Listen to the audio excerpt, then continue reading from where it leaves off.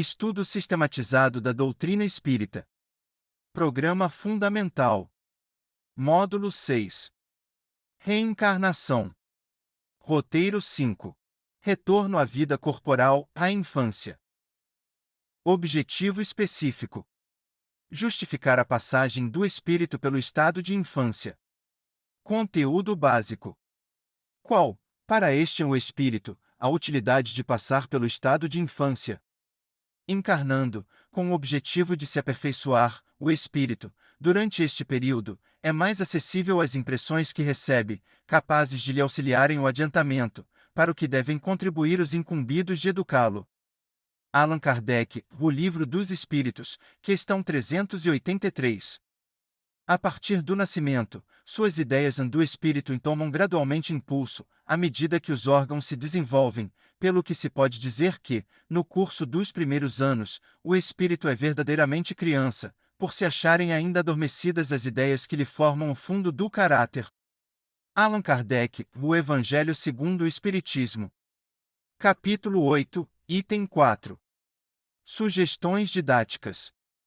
Introdução. Introduzir o tema por meio de uma pergunta: por que te ponto que passar pelo estado de infância? Projetar, simultaneamente, uma imagem de crianças brincando com alegria e descontração. Desenvolvimento. Anotar no quadro as colocações feitas pelos participantes com referência à pergunta. Propor, em seguida, a leitura individual dos subsídios, para posterior discussão em plenária. Para melhor condução do debate, ter como referência as questões 183, 199, 383 e 385 de O Livro dos Espíritos, e o item 4 do capítulo 8 de O Evangelho segundo o Espiritismo. Conduzir o debate de forma a possibilitar a participação de todos, levando a uma ampla discussão do assunto. Conclusão. Ao final, o monitor deverá reagrupar as ideias dispersas, realizando um fechamento do assunto. A avaliação. O estudo será considerado satisfatório se os participantes debaterem o assunto com interesse, demonstrando entendimento das ideias desenvolvidas no estudo. Técnicas: leitura individual e debate. Recursos: quadro de giz ou pincel, retroprojetor, transparência e subsídios do roteiro. Subsídios. Ao aproximar-se-lhe a encarnação, o espírito entra em perturbação e perde, pouco a pouco, a consciência de si mesmo, ficando, por certo tempo, numa espécie de sono, durante o qual todas as suas faculdades permanecem em estado latente. É necessário esse estado de transição para que o espírito tenha um novo ponto de partida e para que esqueça, em sua nova existência, tudo aquilo que a possa entravar. Sobre ele, no entanto, reage o passado. Renasce para a vida maior, mais forte, moral e intelectualmente, sustentado e secundado pela intuição que conserva da experiência adquirida. A partir do nascimento, suas ideias tomam gradualmente impulso, à medida que os órgãos se desenvolvem, pelo que se pode dizer que, no curso dos primeiros anos, o espírito é verdadeiramente criança, por se acharem ainda adormecidas as ideias que lhe formam o fundo do caráter. Durante o tempo em que seus instintos se conservam amodorrados, ele é mais maleável e, por isso mesmo, mais acessível às impressões capazes de lhe modificarem a natureza e de fazê-lo progredir, o que torna mais fácil a tarefa que incumbe aos pais. A infância começa com o nascimento. Compreende o período de desenvolvimento da personalidade, iniciado no parto e completado com a chegada das primeiras manifestações da puberdade, marco inicial da adolescência. Durante o período de infância, a criança não só muda com a idade, como revela características individuais, cujo ritmo varia de indivíduo para indivíduo. Para o Espiritismo, infância é um estado que corresponde a uma necessidade, está na ordem da natureza e de acordo com as vistas da providência. É um período de repouso do espírito. Encarnando, com o objetivo de se aperfeiçoar, o espírito, durante esse período, é mais acessível às impressões que recebe, capazes de lhe auxiliarem o adiantamento, para o que devem contribuir os incumbidos de educá-lo. As diferenças individuais observadas nas crianças resultam da carga genética herdada dos pais, da educação recebida, das tendências instintivas e das ideias inatas que o espírito traz ao renascer. As transformações neurofisiológicas e bioquímicas do corpo físico seguem as leis da genética, tendo em vista a moldagem da personalidade infantil prevista no planejamento reencarnatório. A educação, ou fator cultural, propicia condições ao desenvolvimento intelecto-moral e à explicitação de conquistas evolutivas anteriormente adquiridas pelo espírito. As tendências instintivas e as ideias inatas surgem sob a forma de lembranças fragmentárias das conquistas e dos fracassos que o espírito traz consigo à luta reencarnatória. É importante destacar que a memória integral das experiências reencarnatórias encontra-se bloqueada, a fim de que o espírito possa melhor aproveitar os benefícios objetivados pela reencarnação. Com efeito, a lembrança traria gravíssimos inconvenientes. Poderia, em certos casos, humilhar-nos singularmente, ou, então, exaltar-nos orgulho e, assim, entravar o nosso livre-arbítrio. Em todas as circunstâncias, acarretaria inevitável perturbação nas relações sociais. Frequentemente, o espírito renasce no mesmo meio em que já viveu, estabelecendo de novo relações com as mesmas pessoas, a fim de reparar o mal que lhes haja feito. Se reconhecesse nelas as a quem odiara, quiçá o ódio se lhe despertaria outra vez no íntimo. De todo modo, ele se sentiria humilhado em presença daquelas a quem houvesse ofendido. Para nos melhorarmos, outorgou-nos Deus, precisamente, o de que necessitamos e nos basta a voz da consciência e as tendências instintivas. Priva-nos do que nos seria prejudicial. Ao nascer, traz o homem consigo o que adquiriu, nasce qual se fez, em cada existência, tem um novo ponto de partida. Pouco lhe importa saber o que foi antes, se vê punido, é que praticou o mal. Suas atuais tendências mais indicam o que lhe resta a corrigir em si próprio e é nisso que deve concentrar-se toda a sua atenção, porquanto, daquilo de que se haja corrigido completamente, nenhum traço mais conservará. As boas resoluções que tomou são a voz da consciência, advertindo do que é bem e do que é mal e dando-lhe forças para resistir às tentações. As crianças são os seres que Deus manda novas existências. Para que não lhe possam imputar excessiva severidade, dá-lhes ele todos os aspectos da inocência. Ainda quando se trata de uma criança de maus pendores, cobrem-se-lhe as mais ações com a capa da inconsciência. Essa inocência não constitui superioridade real com relação ao que eram antes, não. É a imagem do que deveriam ser e, se não o são, o consequente castigo exclusivamente sobre elas recair. Não foi, todavia, por elas somente que Deus lhes deu esse aspecto de inocência, foi também e sobretudo por seus pais, de cujo amor necessita a fraqueza que as caracteriza.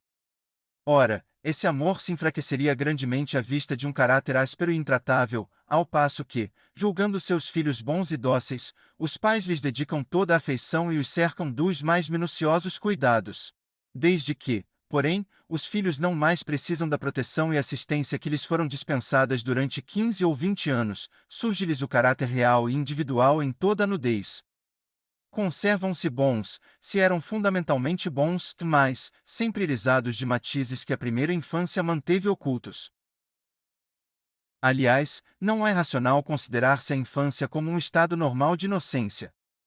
Não se vê em crianças dotadas dos piores instintos, numa idade em que ainda nenhuma influência pode ter tido a educação? Algumas não há que parecem trazer do berço a astúcia, a felonia, a perfídia, até pendor para o roubo e para o assassínio, não obstante os bons exemplos que de todos os lados se lhes dão?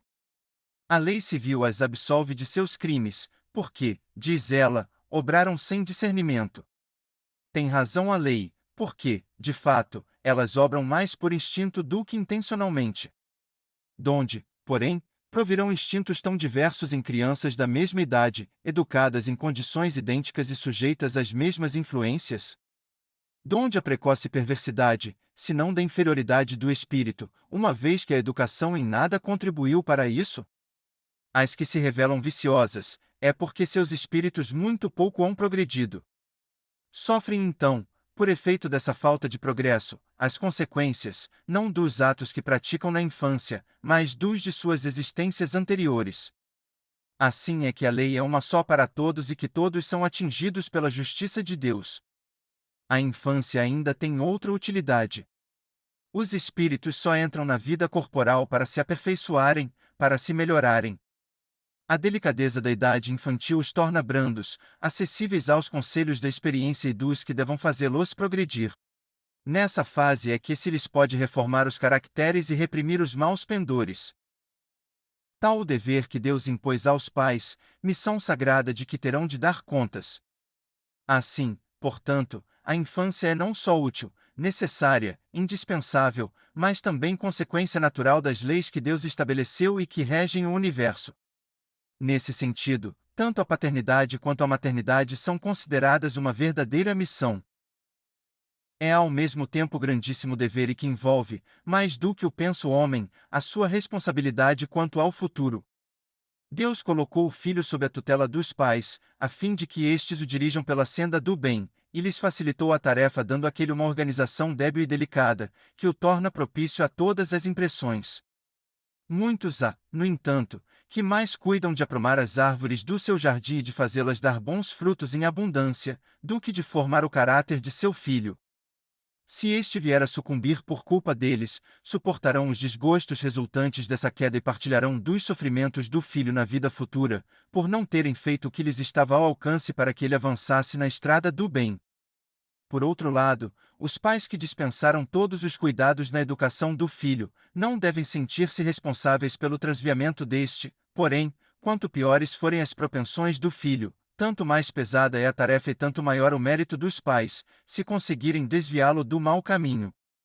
Durante a infância não há possibilidade da livre manifestação do espírito, porque, desde que se trate de uma criança, é claro que, não estando ainda nela desenvolvidos, não podem os órgãos da inteligência dar toda a intuição própria de um adulto ao espírito que a anima. Este, pois, tem, efetivamente, limitada a inteligência, enquanto a idade lhe não amadurece a razão. A perturbação que o ato da encarnação produz no espírito não cessa de súbito, por ocasião do nascimento. Só gradualmente se dissipa, com o desenvolvimento dos órgãos. O estado de infância parece ser uma lei de ocorrência universal nos diferentes mundos habitados, porque, quando Allan Kardec perguntou aos espíritos superiores, vindo de um mundo para outro, o espírito passa por nova infância. Como resposta, recebeu o seguinte esclarecimento: em toda parte a infância é uma transição necessária, mas não é, em toda parte, tão obtusa como no vosso mundo. Finalmente, é importante saber que justificativo o Espiritismo apresenta para a elevada mortalidade infantil existente no nosso planeta, em especial nos países de condições socioeconômicas precárias. Para os espíritos orientadores, a curta duração da vida da criança pode representar, para o espírito que a animava, o complemento de existência precedentemente interrompida antes do momento em que devera terminar, e sua morte, também não raro, constitui provação ou expiação para os pais.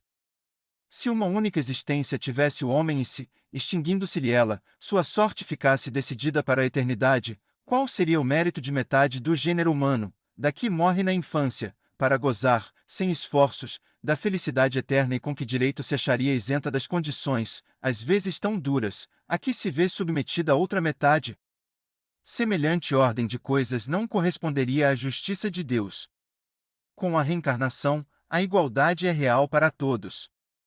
O futuro a todos toca sem exceção e sem favor para quem quer que seja. Os retardatários só de si mesmos se podem queixar. Forçoso é que o homem tenha o merecimento de seus atos, como tem deles a responsabilidade. Referência bibliográfica.